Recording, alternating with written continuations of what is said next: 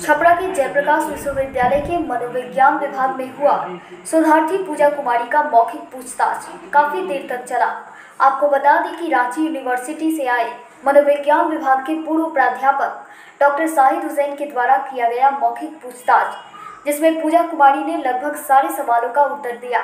हालांकि शोधार्थियों के लिए ये समय काफी कठिन होता है, इसलिए कि इसके बाद पीएचडी की डिग्री मिल जाती है।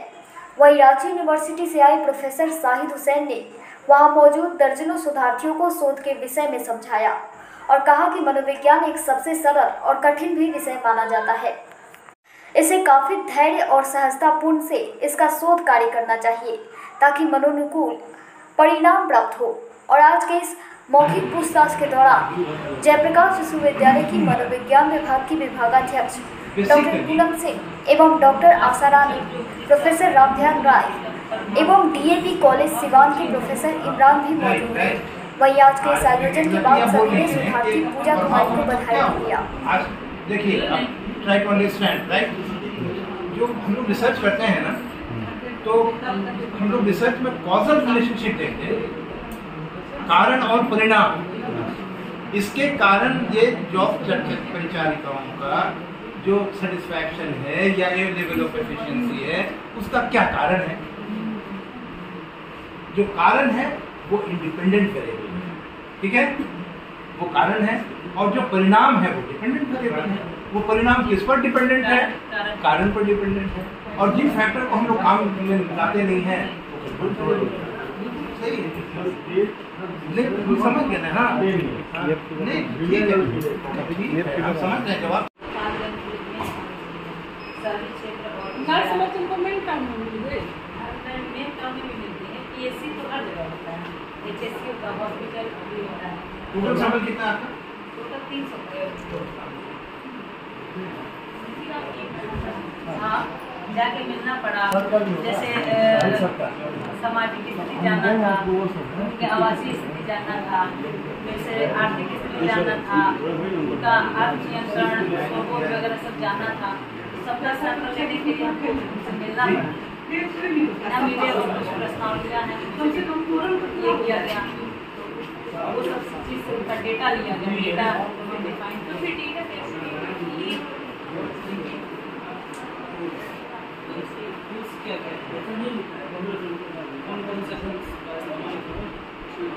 जैसे आवासीय स्थिति जानना था तो व्यक्तिगत उसका प्रबंधन, तो व्यक्तिगत प्रबंधन में सामाजिक चर जितना भी था वो व्यक्तिगत प्रबंधन से व्यक्तिगत प्रबंधन ज़्यादा उसका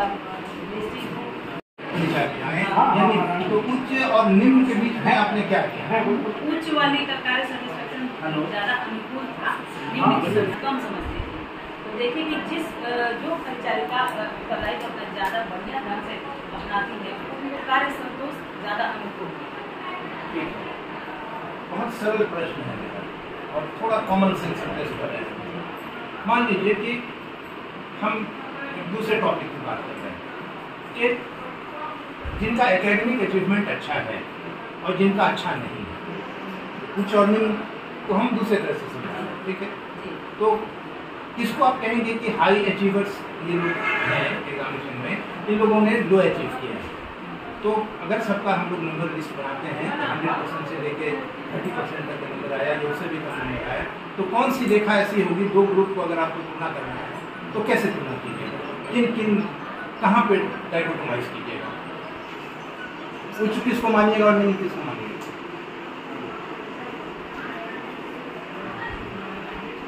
यार 60% सुपर फर्स्ट क्लास है।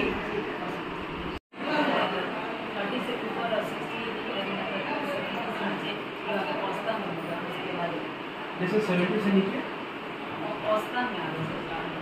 70 को औसत मानिएगा, वो एवरेज हो जाएगा 70। हाइपोथेसिस को कैसे डिफाइन कीजिएगा? तो आपका सारा नाम व्हाटएवर हिंदी में तो एक नाम नहीं होगा। ये कार्य संतोष को प्रभावित करने में, परिचारिकाओं के कार्य संतोष को प्रभावित करने में ये सामाजिक चर और व्यक्तिगत चर किस तरह प्रभाव डालते हैं, यही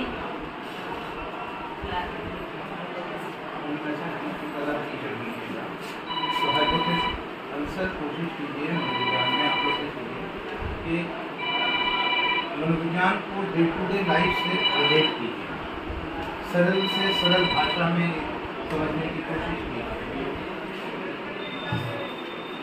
दुनिया का सबसे कठिन विषय विज्ञान है और मानिए तो सबसे सरल विषय है।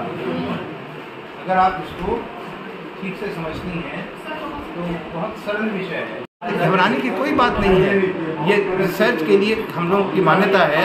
मैंने 42 साल तक यूनिवर्सिटी में काम किया। अभी मेरे रिटायरमेंट के बाद भी मेरे बहुत सारे लेक्चर्स हो रहे हैं, बहुत मैं काम कर रहा हूँ। लेकिन यह है कि रिसर्च में घबराने की बात नहीं है। अगर हम कोशिश कर रहे हैं और उसमें हमको मनचाहा रिजल्ट नहीं आया तो नहीं आया। हम 100, 200, 300 लड़कियों पर सैंपल पर काम करते हैं। अगर मेरा मनचाहा रिजल्ट नहीं आया तो गलत नहीं है कि मैंने काम किया, इसका रिजल्ट ये सही है। ऐसा भी होता है। अभी छोटे छोटे सर्वे निकलते हैं, लोग ओपिनियन पोल आता है इलेक्शन का, इसका ये थोड़े से सैंपल 0.001% सैंपल में अब 130-40 करोड़ की आबादी में अब 5000 पर आप सैंपल निकाल देते हैं तो वो सही तो हो सकता है, अंधे को भी कभी बटन मिल जाता है, लेकिन वो रिलायबिलिटी नहीं होती है। इसलिए ये करते रहना चाहिए, निरंतरता बनी रहनी चाहिए और सरकार को चाहिए, डिपार्टमेंट को चाहिए कि रिसर्च ओरिएंटेड हो। ये नहीं कि पीएचडी डिग्री करेंगे आप तो आपको अपॉइंटमेंट होगा तो प्रमोशन होगा। ये सिस्टम गलत है। वो कितना जानता है, कितना देता है विद्यार्थी को। नई चीज महात्मा गांधी ने क्या कहा, जो टीचर सिलेबस के हिसाब से पढ़ाता है वो सही माने में टीचर नहीं है। हमको सिलेबस से बाहर निकल के पूरी दुनिया को उससे जोड़ना है।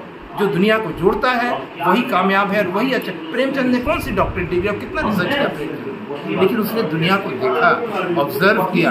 और प्रेमचंद लिखता है तो आज भी नमक का दर होगा, कहते हैं कि देखो इतना भ्रष्टाचार है, नमक का दर होगा। बेस्ट है। गोदान ऐसा है, ईदगाह है ऐसा है, पंच परमेश्वर में तो पंच परमेश्वर की जरूरत है, पंच परमेश्वर होता है, लेकिन पंच के बारे में हम लोग रोज पेपर में पढ़ रहे हैं कि पंच कैसा होता है। तो ये ज्ञान का जो सागर है वो सिर्फ ये पृथ्वी तक ही असीमित है, पूरे ब्रह्मांड तक ज्ञान है।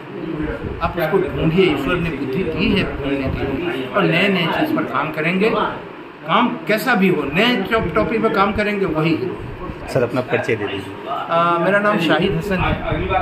मैं रांची यूनिवर्सिटी मनोविज्ञान विभाग में शिक्षक था, सेवानिवृत्त हूँ।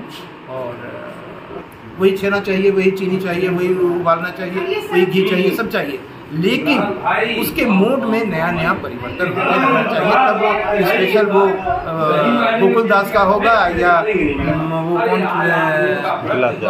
किसी का होगा, जो भोज का रसगुल्ला होगा या फिर और लोगों का होगा। चनाचूर तो सभी बनाते हैं, लेकिन वो कौन कंपनी है जो हल्दीराम का चनाचूर है। एक्सपेरिमेंट करने की जरूरत है, बने बनाए रास्ते पे रिपीट करने की जरूरत नहीं है। दायां बायां ऑप्शन देखना है कि इसमें की दुनिया बदल रही है। अगर ये स्मूथली ये गाड़ी चलती रहे तो रिसर्च से ज़्यादा आनंद और किसी चीज़ में नहीं आ सकता है।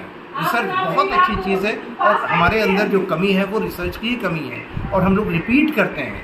आप लोगों से कह रहे हैं कि रिसर्च का किए हुए रिसर्च मत कीजिए, आप कंफर्मेटरी रिसर्च मत कीजिए, एक्सप्लोरेटरी रिसर्च कीजिए। जिस फील्ड पर कोई काम नहीं हुआ है, मैं एक एग्जांपल बता रहा हूँ कि हम लोग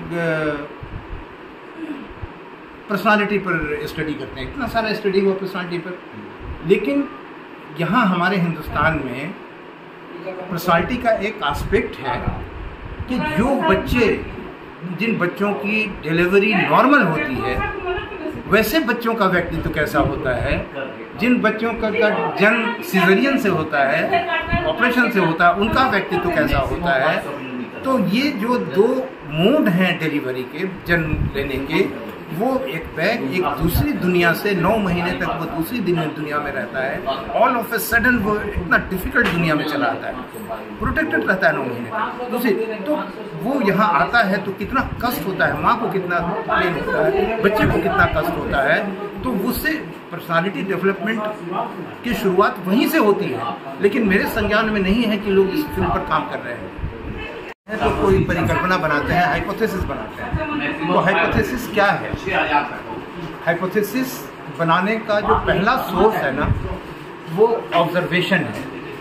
गुडे एंड हार्ट एक बहुत बड़े रिसर्च स्कॉलर के साइंटिस्ट थे, सोशल साइंस के रिसर्चर थे। उन्होंने अपनी किताब में शुरू में ही लिखा कि साइंस बिगिंस विथ ऑब्जर्वेशन। विज्ञान कहाँ से शुरू होता है? निरीक्षण से शुरू होता है। न्यूटन ने फल को गिरते हुए देखा, निरीक्षण किया। आर्किमिडीज ने, जितने भी science begins with observation and it must return to observation for its final validation. तो पहले हम ऑब्जर्व करते हैं, ऑब्जर्व करने के बाद फिर रिसर्च करते हैं, और रिसर्च करने के बाद फिर ऑब्जर्वेशन में लौटते हैं कि जो हमने रिसर्च किया वो डे टू डे लाइफ में ठीक है या नहीं है।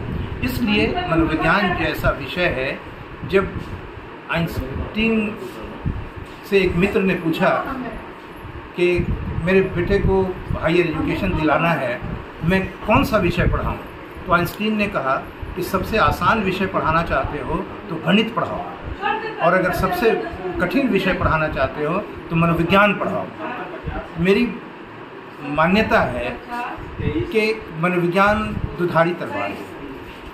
ये बहुत सरल विज्ञान है या फिर बहुत जटिल है। ह्यूमन साइकोलॉजी को समझना ऑलमोस्ट इम्पॉसिबल है, लेकिन उसमें कुछ हिस्से ऐसे हैं जिसको हम लोग समझ सकते हैं ऑब्जर्वेशन से, और भी बहुत सारी तकनीक हैं उससे समझ सकते हैं।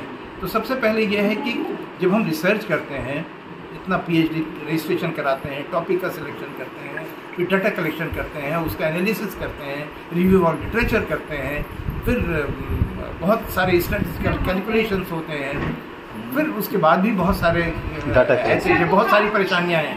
ये मैं 11वें साल में उसका थीसिस का वाइवा हो रहा है कि ये क्रिमिनल है। 10 साल से 11 साल से थीसिस यहाँ पड़ी रह गई, और वो कैंडिडेट की मानसिक स्थिति कैसी रही होगी। हमारा सिस्टम इतना खराब हो चुका है। लेकिन इसी को आज मैं मुख्यमंत्री जी से मिलने वाला हूँ, मैं उनसे रिक्वेस्ट करूँगा कि इस तरह का एक्सपीरियंस में झेल के आ रहा हूँ। तो ये है कि इसे आसान बनाया जाए, जिसे को एकदम वो हवा नहीं बनाया है, तो कोई परिकल्पना बनाते हैं, हाइपोथेसिस बनाते हैं। तो हाइपोथेसिस क्या है? हाइपोथेसिस बनाने का जो पहला सोर्स है ना, वो ऑब्जर्वेशन है। गुडे एंड हार्ट एक बहुत बड़े रिसर्च स्कॉलर के साइंटिस्ट थे, सोशल साइंस के रिसर्चर थे। उन्होंने अपनी किताब में शुरू में ही लिखा कि साइंस बिगिंस विथ ऑब्जर्वेशन। विज्ञान कहाँ से शुरू होता है? निरीक्षण से शुरू होता है। न्यूटन ने फल को गिरते हुए देखा, निरीक्षण किया। आर्किमिडीज ने, जितने भी science begins with observation and it must return to observation for its final validation. तो पहले हम ऑब्जर्व करते हैं, ऑब्जर्व करने के बाद फिर रिसर्च करते हैं, और रिसर्च करने के बाद फिर ऑब्जर्वेशन में लौटते हैं कि जो हमने रिसर्च किया वो डे टू डे लाइफ में ठीक है या नहीं है। इसलिए मनोविज्ञान जैसा विषय है, जब आइंस्टीन से एक मित्र ने पूछा कि मेरे बेटे को हायर एजुकेशन दिलाना है, मैं कौन सा विषय पढ़ाऊँ, तो आइंस्टीन ने कहा कि सबसे आसान विषय पढ़ाना चाहते हो तो गणित पढ़ाओ, और अगर सबसे कठिन विषय पढ़ाना चाहते हो तो मनोविज्ञान पढ़ाओ।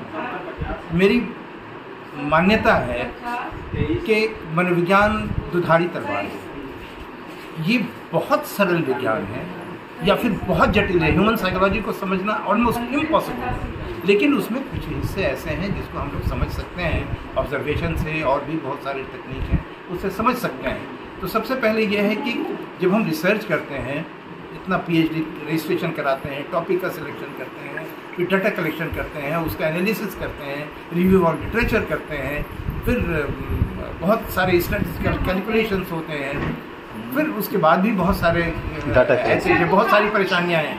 ये मैं 11वें साल में उसका थीसिस का वाइवा हो रहा है कि ये क्रिमिनल है।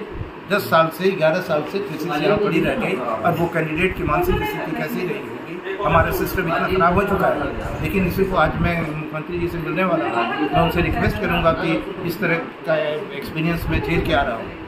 तो ये है कि इसे आसान बनाया जाए, जिसे को एकदम वो हवा नहीं बनाया। बहुत अच्छा लगा वाइवा देके, और हम आने वाले सभी स्टूडेंट से क्या अपील करेंगे? किस तरह की तैयारी करें? तैयारी करें एकदम गहन से, और एकदम अपना मन दे किसी भी चीज़ में। शोध का अर्थ ही है एकदम गहन रूप से उसमें डूब के, और समाज के लिए इस तरह का योगदान है। ये शोध करना सामाजिक रूप से बहुत ही बड़ा समाज को योगदान है। तरह तरह के विषयों में शोध करना, जिसका इम्पैक्ट हमारे समाज में पड़ता है। यही लोग आगे समाज भविष्य निर्माण करते हैं। क्या नाम है आपका? कुमारी।